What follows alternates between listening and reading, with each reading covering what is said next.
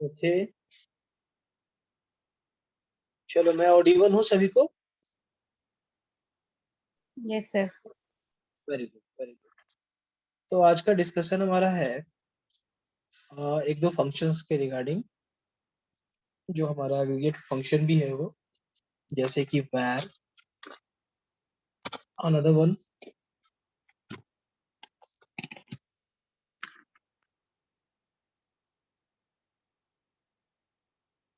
std। ठीक है, दो ही मेजर टॉपिक हमारे बचे हुए हैं एग्रीगेट फंक्शन में। इसके बाद हमारा नेक्स्ट टॉपिक आ जाएगा पाइवोटिंग। ठीक है, तो फर्स्ट var क्या है एंड std क्या है। तो फर्स्ट पॉइंट, var मीन्स होता है वेरिएंस। ठीक है, एक्चुअली जो डेटा फ्रेम हम लोग क्रिएट करते हैं, डेटा फ्रेम क्रिएट करने के बाद अगर हमको वेरिएंस निकालना है किसी पार्टिकुलर फील्ड का, ठीक है, वेरिएंस निकालने आता है आप लोगों को? एनीवन, मैथ वाले स्पेशली? भूल गए सर। भूल गए? कोई नहीं, तो मैं आपको इसका एक डेमो या दिखा देता हूँ, कॉन्सेप्ट समझ में आ जाएगा आप लोगों को। खोल करना, स्क्रीन शेयर कर रहा हूँ। देखो, एक क्या वेरिएंस का सिंपल डिफिनेशन क्या होता है? The average squared deviation of the list element from the average value. ये कॉन्सेप्ट पढ़ा होगा आपने पहले भी। बेसिकली इसमें हम लोग क्या करते हैं, जो भी एलिमेंट पास करते हैं उसके अलग अलग स्टेज वाइज हम उसका वेरिएंस निकालते हैं और लास्ट में उसको ऐड कर देते हैं। That actually the variance. Clear है? इस टर्म को पहले आप नोट डाउन कर लो कॉपी में, 1 मिनट का समय दे रहा हूँ। ये फॉर्मूला कॉपी कर लेना, वेरिएंस निकालने का फॉर्मूला क्या है।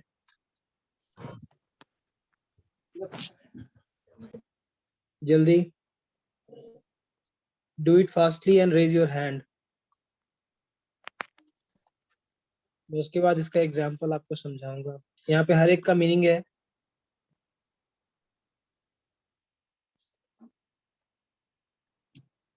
अब मीनिंग तो नहीं समझाना पड़ेगा, इसका मीनिंग क्या है, इसका मीनिंग क्या है, इसका मीनिंग क्या है। ऑलरेडी यहाँ मीनिंग भी लिखा हुआ है कि सैंपल वेरिएंस कैसे निकालते हैं।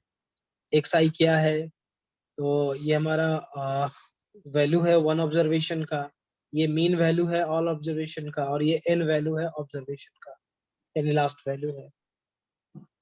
क्लियर? नोट डाउन हो गया सभी का?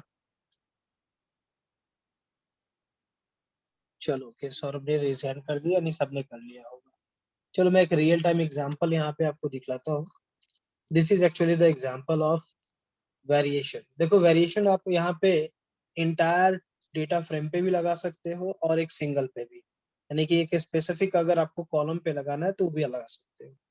तो नॉर्मली अगर आप डायरेक्टली वैर को अप्लाई करते हो, वेरिएंस को अप्लाई करते हो, जैसे इस डेटा पे अप्लाई किया, इसको रन करके चेक कर लेते हैं फिर से। हाँ, ठीक है। अब इसमें हमारे पास एजेस है 18, 22 एंड 40। फॉर्मूला अप्लाई करोगे तो आपको कैलकुलेट होकर के ये वैल्यू आएगा, ये वाली वैल्यू आएगा। अगर इंडिविजुअल लेवल पे अगर हम करते हैं, तो अगर ओवरऑल पे करते हैं तो आपका आप आइडेंटिफाइड होगा एज एंड इनकम का वैल्यू इस तरीके से। ठीक है, यहाँ पे वेरिएशंस मुझे बताने की जरूरत नहीं होनी चाहिए, लेकिन थोड़ा बहुत मैं इसको डिस्कस कर देता हूँ कि कैसे इसको निकालते हैं। या फिर कोई है जो बता सकते हो इसके बारे में? एनीवन? चलो मैं इसका एक वन स्टेप बताता हूँ, बाकी आप लोग कर लो ना, ठीक है ना। अब जैसे नॉर्मली हमारे पास फॉर्मूला क्या है इसका निकालने का, कि सिंपली अगर मान लो एक एज हमारे पास वैल्यू है, जिसमें हमने वैल्यू पास किया हुआ है यहाँ पे 18, जो एग्जांपल आपका है उसी को बता रहा हूँ, एंड 42। ठीक है, तो ये हमारे पास 3 बेसिक वैल्यू अवेलेबल है। अब इसी का हमको डेविएशन निकालना है, कैसे निकलेगा? तो इसका निकालने का तरीका क्या है? सिंपली आप स्टैंडर्ड डिविएशन एस लिख देते हैं। अब इसमें मान लो जो फर्स्ट पॉइंट है हमारा, ये वाला फर्स्ट पॉइंट क्या है? 18 है। हमने लिखा पहला फॉर्मूला क्या है हमारा?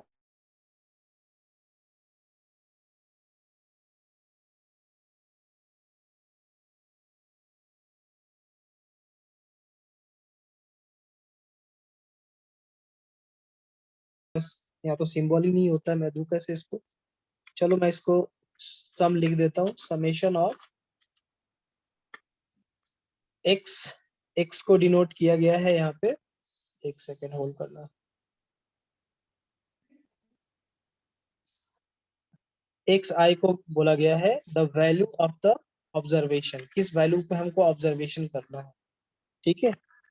ऑब्जर्वेशन वैल्यू है हमारा माइनस जो हमारा मीन वैल्यू है। अब मीन वैल्यू के लिए हमारे पास सिंबल नहीं है, मैं क्या करूं इसका, मैं इसको यहाँ पे पेंसिल से आइडेंटिफाई कर देता हूँ, ठीक है। And after that you have to take a square of this number divided by जो भी n वैल्यू है, जो लास्ट वैल्यू होगा n -1 कर देना है, यही आपका फॉर्मूला है, ठीक है। तो एज्यूम करते हैं हमारे पास यहाँ वैल्यू है 18, 22, 42, तो हमारे पास स्टार्टिंग वैल्यू कितना है 18, ठीक है। 18 माइनस, अब इसमें इन तीनों का एवरेज कितना आएगा, एनीवन जल्दी बताओ।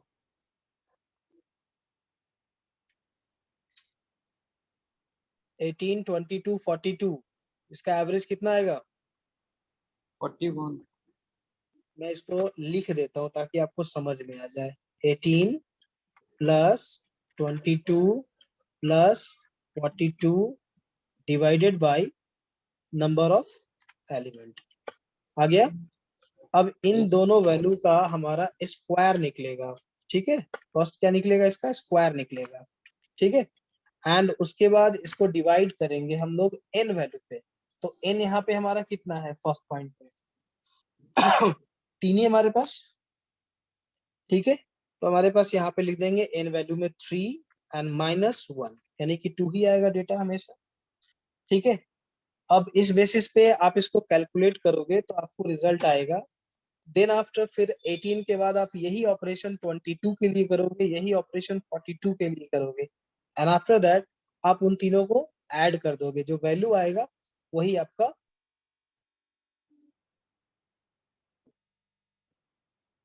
ठीक है। तो समझाने के लिए स्पेशली ये कॉमर्स वाले के लिए दिक्कत हो रही होगी कि मे बी शायद उन्होंने नहीं किया होगा इस चीज को, मैंने इसका पॉइंट आउट कर दिया है, जल्दी से स्क्रीनशॉट ले लो आप एंड रेज योर हैंड,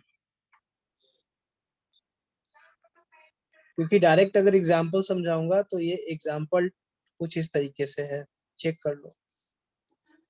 ये रहा हमारा एग्जाम्पल, हमने क्या किया, 3 यूजर नेम लिया, एलिस, बॉब एंड कार्ड, जो भी है, एंड उसके एजेस यहाँ आइडेंटिफाइड है। इस एजेस के अगर स्टैंडर्ड डेविएशन निकालते हैं तो दैट इज अबाउट 137.333 एंड जो भी है लिस्ट तक जाएगा। अगर ओवरऑल का निकालते हैं तो हमारा आएगा 1.37, ठीक है। इनकम का निकालते हैं तो 4.97, ये वेरिएशन है, सिंपल फॉर्मूला है जो आपको अप्लाई करना है, ठीक है। चलो okay, very good Priyanshu. Next, अब यहाँ पे एक और पॉइंट आ जाता है कि ये वैर तो निकालना आपने सीख लिया, वेरिएंस निकालना सीख लिया, सेम प्रोसेस में हमें यहाँ पे स्टैंडर्ड डेविएशन निकालना है, तो यही सेम कॉन्सेप्ट है इसका भी।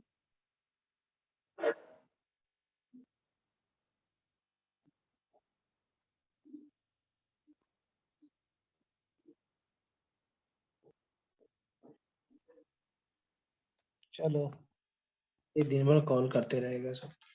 हाँ जी, आवाज आ रही है हमारी? Yes, sir. Yes, sir.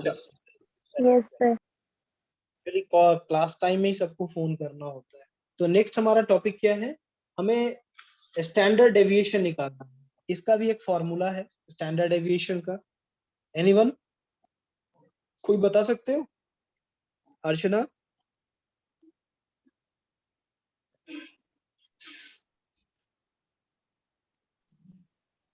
Sir याद नहीं है। याद नहीं है, वेरी गुड। अरे मैथ वाले कौन कौन हो यहाँ पे? छवि भदानी, चले। स्टैंडर्ड डेविएशन कैसे निकालते हैं हम लोग? Root sir S. नहीं याद है। कोई बात नहीं, मैं बता देता हूँ। फॉर्मूला याद रखना चाहिए, छोटा छोटा फॉर्मूला है ये। देखो, स्टैंडर्ड डेविएशन निकालने के लिए जो आपके पास फॉर्मूला है, मैं लिख देता हूँ यहाँ स्क्रीन पे, नोट कर लेना आपका। एस डी लिखते हैं हम लोग, standard deviation is equal to under root, root under जो भी है आपका मैं यहाँ पे इसको इस तरीके से आइडेंटिफाई करा दे रहा हूँ। ये रूट हो गया xi minus a by d. AVS x minus x dot mean, अब इसका ओवरऑल का स्क्वायर, ठीक है। ये आपका एक्चुअली स्टैंडर्ड डेविएशन का फॉर्मूला है, जो यहाँ डायरेक्टली बन नहीं रहा, मैं इसलिए ऐसे लिखा हूँ। इसको आप याद कर लो, समझ लो। और एक सबसे इंपॉर्टेंट पॉइंट, इतने डेप्थ में क्वेश्चन नहीं पूछे जाते एग्जामिनेशन में। आपसे सिर्फ पूछा जाएगा how to get standard deviation. तो आपको याद रखना है एक फंक्शन। कैसा फंक्शन याद रखना है? तो इस फंक्शन का नाम है, अभी जस्ट मैंने ऊपर लिखा भी था, STD। STD function is used to identify standard deviation। ठीक है, क्लियर हो गया होगा सभी को।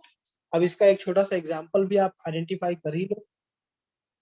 मैं स्क्रीन चेंज कर रहा हूँ, इसको स्क्रीनशॉट लेना है ले लो, या फिर अगर आप बुक यूज करते हो तो बुक में भी अवेलेबल है। आप चैप्टर ओपन करना, आ गया चैप्टर का नाम, पैंडास 2 में आ जाओगे, आपको मिल जाएगा 2.3 से पहले, पॉइंट नंबर 2.3 से पहले अवेलेबल है। ठीक है, मैं आपको यहाँ पे दिखलाता हूँ कि कैसे इसको हम लोग परफॉर्म कराते हैं स्टैंडर्ड डेविएशन। छोटा सा एक एग्जांपल हमारे पास ऑलरेडी अवेलेबल है यहाँ पे, जो हमने बना रखा है। अब इसी में हम लोग स्टैंडर्ड डेविएशन में निकाल लेंगे। ठीक है, तो हमने लिखा DF डॉट, अब हमें क्या करना है, हमें STD निकालना है। तो सिंपली STD लिखना है एंड देन रन इट। अब यहाँ पे एक और पॉइंट होता है कि आप स्टैंडर्ड डेविएशन किस पार्टिकुलर फील्ड पे निकालना है या किस मल्टीपल फील्ड पे निकालना है, दोनों काम कर सकते हैं। ठीक है, तो जैसे मुझे मान लो कि हाँ एज इनकम दोनों पे निकालनी है। ठीक है, तो ओवरऑल हम लोग इसको कॉल करके चेक करते हैं। तो ये देखो दिखा दिया, दैट इज ये एज का हो गया स्टैंडर्ड डेविएशन और ये इनकम का स्टैंडर्ड डेविएशन हो गया। ठीक है, अगर प्रैक्टिकल पॉइंट ऑफ व्यू से जाओगे तो ये कुछ भी नहीं दिख रहा है, बस जस्ट अ वैल्यू है जो हमारे इस डेटा का वैल्यू है हमारे पास। पहले DF को प्रिंट करा देता हूँ, क्लियर रहेगा। Print DF data frame and print DF dot standard deviation. अब किसी इंडिविजुअल का अगर आपको आइडेंटिफाई करना है, सेम जैसे मान लो मुझे एज के ऊपर निकालना है, ठीक है, तो आप एज के ऊपर भी इसको निकाल सकते हो। बस आपको करना क्या है, अब यहाँ पे आपको ये पैरामीटर पास करना है। क्या पैरामीटर है इसका? तो हमें इसका पैरामीटर देना है कि हमें एज के ऊपर निकालना है। ठीक है, एज के ऊपर स्टैंडर्ड डेविएशन निकाल के दो हमें। देखो, तो एज के ऊपर इंडिविजुअल दिखा दिया। सेम प्रोसेस में हमें इंडिविजुअल लेवल पे स्टैंडर्ड डेविएशन चाहिए, दैट इज फॉर इनकम। तो ये इनकम पे ही बताएगा। बस आपको फॉर्मूला याद रखना है जो मैंने भी लिखाया था। क्लियर है सभी को? एग्जामिनेशन में ऐसा नहीं आएगा कि एक डेटा बैंक दे दिया, आप उस डेटा बैंक पे स्टैंडर्ड डेविएशन इंडिविजुअल लेवल पे फॉर्मूला के साथ निकालो। नो, आपके पास अगर एक पेज में क्वेश्चन है तो उसका आंसर एक लाइन में दोगे आप। सिंपल, आपको क्या करना है, फील्ड का नाम देना है डेटा फ्रेम के साथ एंड देन STD को यूज करना है, दैट्स ऑल। ठीक है, अगर इसको अगर आप सेम देखोगे तो आप एक और तरीका भी है डिस्क्राइब के थ्रू,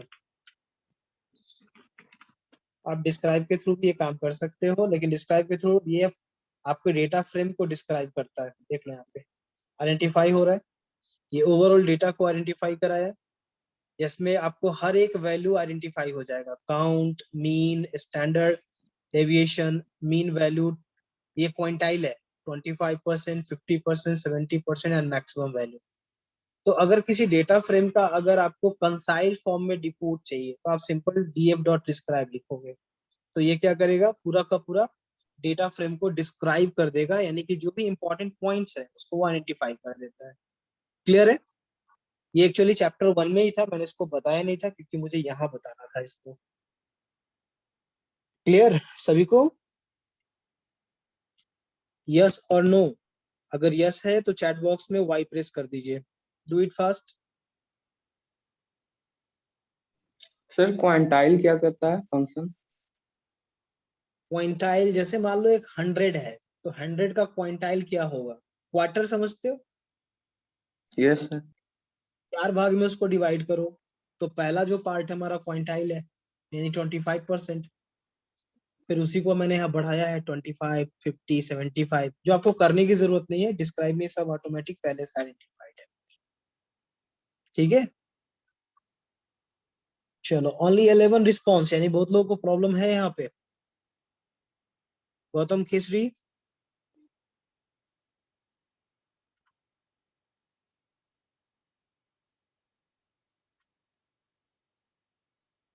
अनम्यूट करो।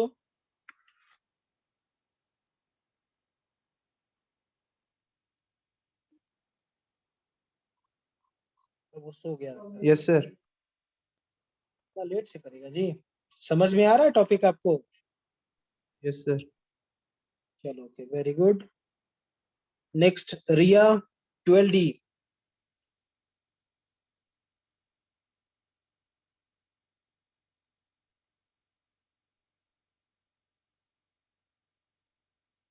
आवाज आ रही है हमारी? मिस्टर विजय,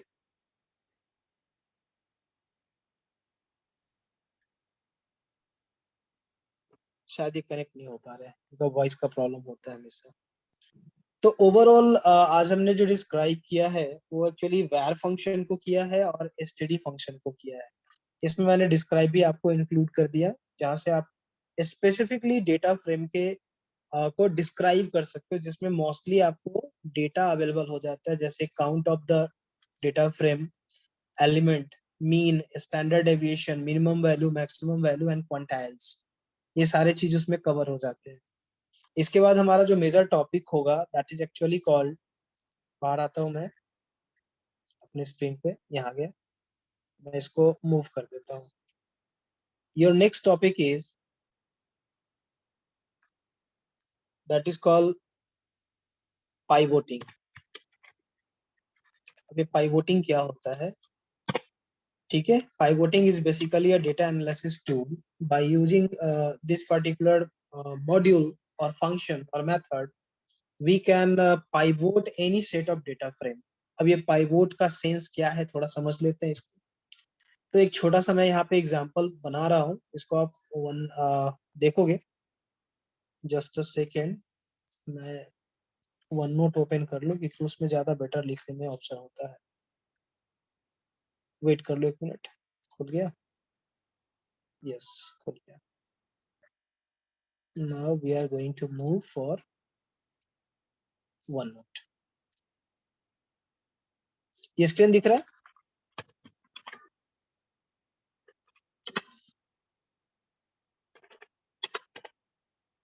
यस सर दिख रहा है। Okay okay. तो बेसिकली पाइथन के अंदर आपके पास जो फीचर है पाइवोटिंग का, ये एक्चुअल होता क्या है पहले जान लो। जैसे नॉर्मली अगर आप कोई डेटा को कॉल करते हो, तो जैसे मान लो मैं एक डेटा यहाँ बना रहा हूँ, ठीक है। अब जैसे कि यहाँ पे आ गया आइटम, ये आपके बुक का एग्जांपल है, company, then after price and उसके बाद टोटल। ठीक है, हाँ ठीक है। अब सॉरी, अब हमने यहाँ कुछ डेटा पुट कर दिया है, जैसे कि आइटम का नाम यहाँ पे हिसाब से लिखते हैं बल्ब। ठीक है, कंपनी कौन सी है? तो कंपनी हमारे पास एलजी की है। ठीक है, प्राइस क्या है? जो भी है, यहाँ मैंने आइडेंटिफाई कर दिया। नेक्स्ट, कूलर है, किसका है? तो सैमसंग का है, और इसके वैल्यूज कुछ ये है, और ये यूनिट है। थर्ड पॉइंट, फैन है। ठीक है, ये किसका है भाई? तो ये एलजी का है। Same process. अब एलजी का है, इसका रेट कुछ ये है, एंड देन आफ्टर ये वैल्यू। तो ये एक्चुअल आपका डेटा फ्रेम। ठीक है, अब इस डेटा फ्रेम को एनालाइज करना है और इसकी पाइवोटिंग करनी है। तो पाइवोटिंग कैसे होगा? तो देखो, ये मैं यहाँ पे इंडिकेट कर देता हूँ कि ये क्या है, ये डेटा फ्रेम। समझ में आ जाएगा तुरंत, इसको खाली पॉइंट करके देखते जाओ। विजुअल है सभी को? Yes, sir. Yes, sir. मैं इसको जरा सा लार्ज कर देता हूँ ताकि स्क्रीन पे आपको अच्छा से दिखे। ठीक है, सेम ये हमारा डेटा फ्रेम हो गया। अब इस डेटा फ्रेम को मुझे पाइवोट में कन्वर्ट करना है, तो पाइवोट कैसा होगा? ठीक है, तो सबसे पहले देख लो, अभी आपके पास यहाँ पे जो यहाँ बीच का टर्म है ना, कंपनी, एलजी, सैमसंग दिख रहा है। अब इसको आप यहाँ पे आइडेंटिफाई कर लो, ये कंपनी हो गई। ठीक है, COMP था लिखा हुआ, COMP ही लिखेंगे हम लोग। नेक्स्ट पार्ट, अब यहाँ कंपनी का नाम कौन कौन सा है? तो एक LG है, एंड देन आफ्टर अब उसके बाद कौन सा है? सैमसंग। ठीक है, दो ही पार्ट है हमारे पास एक्चुअली देखा जाए। कंपनी में हमारे पास जो प्रोडक्ट है वो प्रोडक्ट का नाम क्या है? ठीक है, जैसे कि आइटम है हमारे पास, तो आइटम का यहाँ नेमिंग तो हो नहीं रहा है, आइटम के जगह पे हम लोग सिर्फ आइटम पास करेंगे इंडिकेशन के लिए कि कंपनी का नाम ऊपर दिख रहा है, फिर आइटम का नाम यहाँ दिख रहा है, जो नेम है ऊपर लिखा गया ऑलरेडी वो। उसके बाद क्या है, कौन कौन सा हमारे पास आइटम है? तो यहाँ पे हमारे पास टर्म है आइटम के फॉर्म में बल्ब है। ठीक है, BULB। तो बल्ब किसका है? LG का है, तो उसका रेटिंग क्या है? तो मान लो बल्ब का है 2300। ठीक है, सैमसंग का क्या है उसमें? तो सैमसंग बल्ब नहीं बनाती है। ठीक है, नो डाउट। अब यहाँ पे जो सैमसंग का यूनिट है हमारे पास, वो सैमसंग का यूनिट हमारे पास है किस चीज के लिए? कूलर के लिए है, तो उसका यहाँ डेटा हमारे पास अवेलेबल ही नहीं हो। सेम प्रोसेस में हमारे पास अगला है कूलर। अब कूलर हमारे पास किस कंपनी की है? तो कूलर है हमारे पास, एक सेकेंड, किसकी है? सैमसंग की है। तो इसकी वैल्यू क्या है? 567, या जो भी डेटा है यहाँ पे मैंने लिख दिया। And the last one is fan.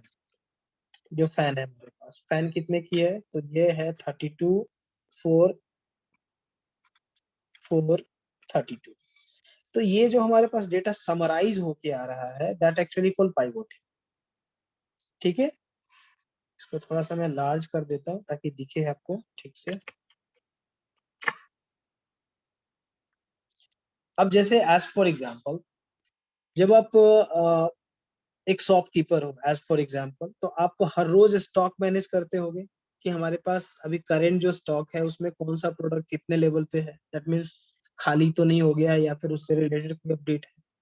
तो आप क्या करते हो, उसका दो जगह पे डेटा को स्टोर रखते हो, एक होता है डेली रजिस्टर, एक होता है मास्टर रजिस्टर। तो ये जो हमारा डेटा फ्रेम है, ये मेरा मास्टर रजिस्टर है, जहां से आप हर एक डेटा को आइडेंटिफाई कर सकते हो इंडिविजुअल लेवल। लेकिन बल्क लेवल पे अगर आपको काम करना है, तो उसके लिए आप अलग डेटा अरेंज करते हो, जिसको कि आप यहाँ डेटा फ्रेम के सॉरी पाइथन के सेंस में, पैंडास के सेंस में, इसको हम लोग बोलेंगे पाइवोट।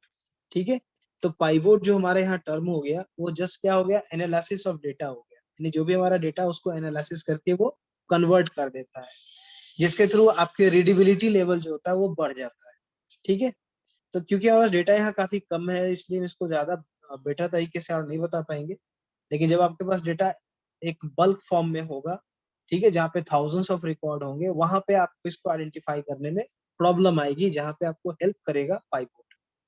तो पाइवोट हम लोग यहाँ पे दो तरीके से बनाते हैं, एक सिंपल पाइवोट होता है, दूसरा होता है हमारा पाइवोट टेबल।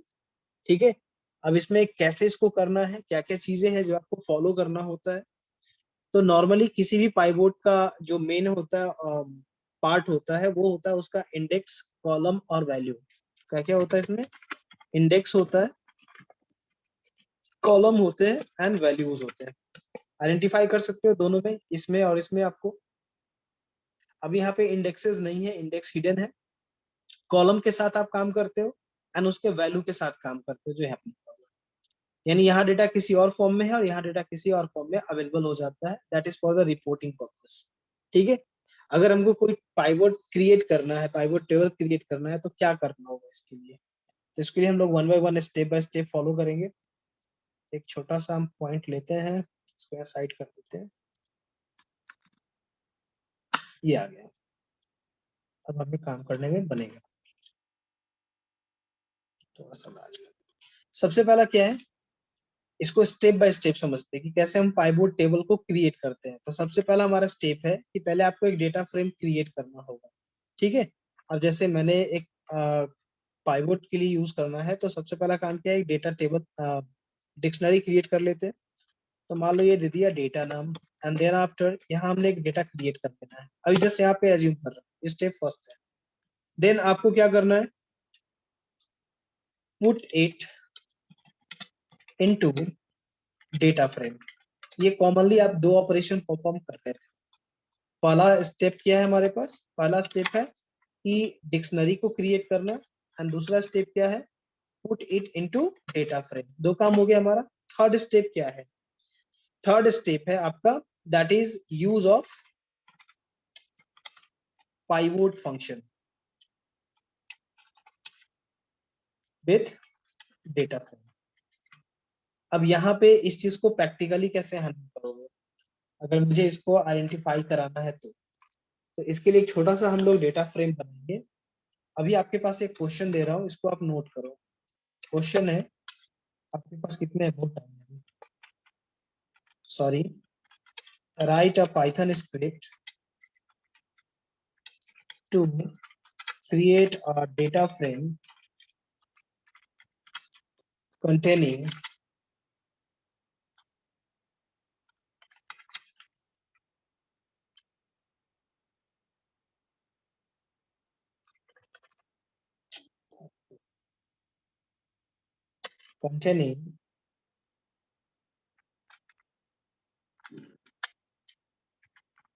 डिक्शनरी लिख देता हूँ शॉर्टकट में, डिक्शनरी फॉर स्टूडेंट एग्जामिनेशन। अब इसमें क्या क्या चीजें हैं आपके पास रोल होगा, सब्जेक्ट होगा, ठीक है, सब्जेक्ट नहीं, एग्जाम रोल नंबर होगा, नेम होगा, एंड देन आफ्टर मार्क्स है, ठीक है। 3 पॉइंट पे हमने इसको आइडेंटिफाई कराया, एंड देन आफ्टर एक ग्रेड दे देते हैं। ये 3-4 पॉइंट आपके होता है जिसमें आप मल्टीपल रिकॉर्ड स्टोर करोगे। मिनिमम मीन लिखो ना, मिनिमम 5 रिकॉर्ड्स। क्लियर है?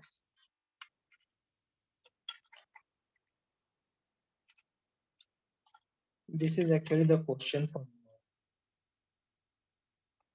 ये विजुअल होगा सभी को? Yes sir. चलो तो जल्दी से इस काम को कंप्लीट करो आप लोग अपने अपने कॉपी में।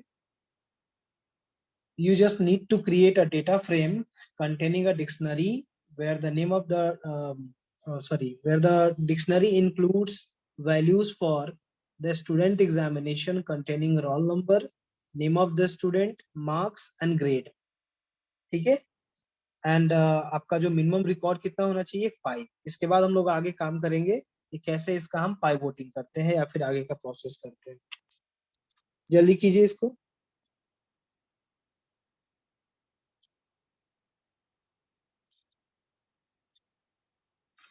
क्वेश्चन लिख लियो तो रेज हैंड कर लेना आप लोग।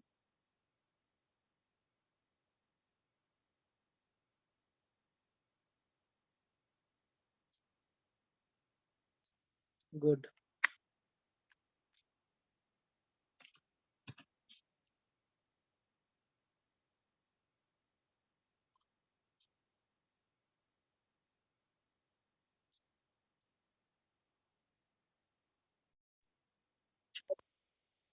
ओके, शो करो अभिनव।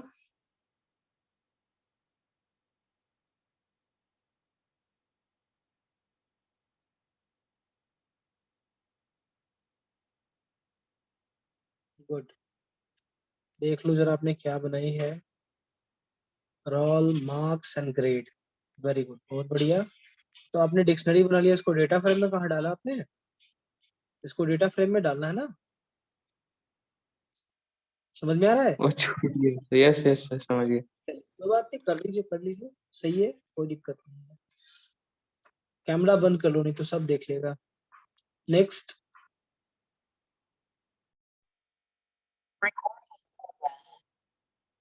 स्पॉटलाइट। अरे कैमरा उल्टा कर दिया आपने, कैमरा को टर्न करो पोर्ट्रेट मोड में, लैंडस्केप नहीं।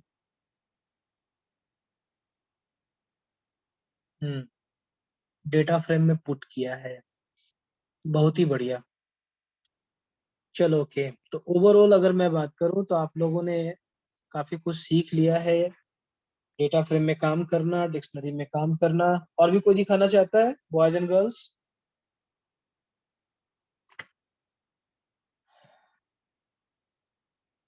साक्षी,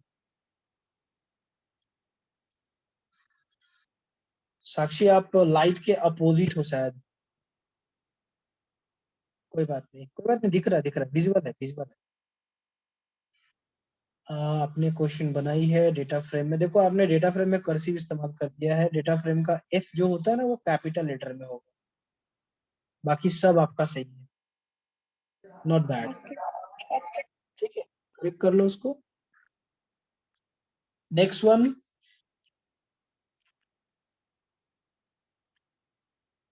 चलो ओके, साक्षी कैमरा ऑफ कर लो। चलो मैं इसको रियल टाइम में करके दिखला देता हूँ आपको कैसे करेंगे हम लोग। सिंपल, हमारे पास डेटा पहले से अवेलेबल है, एज्यूम करते हैं नहीं नहीं अवेलेबल है। मैं इसको फटाक से लिख देता हूँ, इंपोर्ट pandas as pd। अब हमने डेटा ले लिया और डेटा में हमने पुट कर दिया। सबसे पहला क्या है जी, डेटा में रोल है ना। चलो, तो मैंने इसको रोल को काउंट कर दिया, रोल नंबर है 1 2 3 4। देन आफ्टर मुझे नेम चाहिए, नेम ऑफ द स्टूडेंट। तो नेम ऑफ द स्टूडेंट में आपका कौन कौन है देखें। रिया है, कुछ गड़बड़ लिखा मैंने कहीं पे, ये रहा, करेक्ट हो गया। ठीक है, सिद्धू है, आयुष है एंड ओम है। ठीक है, अब इनके मार्क्स, ये जो मार्क्स अवेलेबल है 55 48 75 85 एंड 48। दो दो चार, दो दो चार एक 5, ज्यादा हो गया इसमें डेटा। अब इनके ग्रेड भी हैं। ठीक है, देखो एक्चुअली यहाँ पे मैं सिर्फ रैंडम डेटा डाल रहा हूँ, अब इंडिविजुअल मत लेना इसको। यहाँ पे ये ए होना चाहिए, ये बी होना चाहिए। ठीक है, मैं जस्ट इस डेटा को फुलफिल कर रहा हूँ, बी कर देता हूँ, इतना ही बुरा नहीं लिखा है। Now df equal to pd dot data frame data आ गया हमारे पास। df को रन करके चेक कर लेते हैं। यहाँ लिख रहा है इनवैलिड सिंटेक्स, कहाँ पे गलती है जी, मैंने कॉमा नहीं दिया है किसी में, इसलिए। चलो डेटा बन गया हमारा। अब इस डेटा पे हमें क्या करना है, पाइवोटिंग करना है। तो पाइवोटिंग का यहाँ पे छोटा सा सिंटेक्स है, बस इसको समझ लेना है। अब पीवी देता हूँ पाइवोटिंग। ठीक है, पाइवोटिंग में क्या करना है, डेटा फ्रेम को पुट करना है और पाइवोट फंक्शन को यूज करना है, पाइवोट। ठीक है, फर्स्ट पॉइंट क्या है, इंडेक्स, किस चीज पे इंडेक्स बनाना है। तो जाहिर सी बात है इंडेक्स हम किस पे बनाएंगे, तो हमें रोल नंबर पे इंडेक्स चाहिए। ठीक है, रोल नंबर के ऊपर इंडेक्स, पहला पैरामीटर क्या है, इंडेक्स। सेकेंड पैरामीटर क्या है, कॉलम्स। जिस कॉलम पे आपको पाइवोटिंग करनी है उसको आप यहाँ आइडेंटिफाई करते हो। जैसे मान लो मैं यहाँ पाइवोटिंग करूंगा, मैंने सब्जेक्ट दिया ही नहीं है, नेम के ऊपर कर देता हूँ। चलो मैं नेम के ऊपर कर देता हूँ, सब्जेक्ट नहीं तो नेम के ऊपर चलेगा। नेक्स्ट, अब वैल्यूज कहाँ से लेगा,